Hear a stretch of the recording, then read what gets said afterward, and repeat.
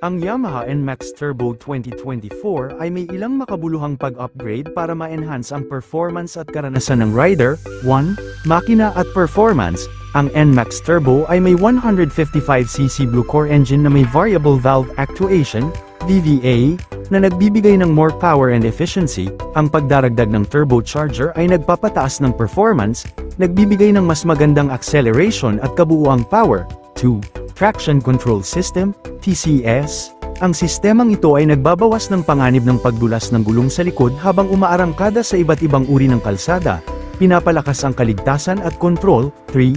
Suspension at gulong. Ang rear sub-tank suspension at tubeless wide tires, 110/70/13, sa harap, at 130/70/13, sa likod, ay nagbibigay ng mas komportableng biyahe at mas maayos na pagmamaneho.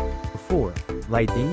Ang NMAX Turbo ay may bagong LED lamp sa harap at likod na may dual projectors, na nagbibigay ng mas magandang visibility at modern looks. 5. Cockpit at display.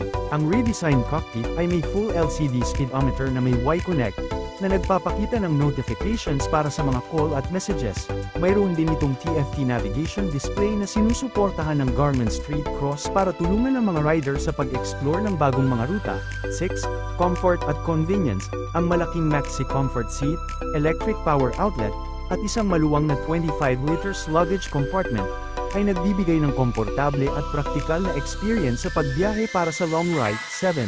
Design and aesthetics. Ang Maxi design, na may bold at eleganteng itsura, ay pinahusay pa ng Special TechMax emblem at bagong kulay na Magma Black, na nagbibigay ng premium feel. Ang mga pag-upgrade na ito ay ginagawang mas makapangyarihan, komportable, at stylish na opsyon ng Yamaha NMAX Turbo para sa mga rider.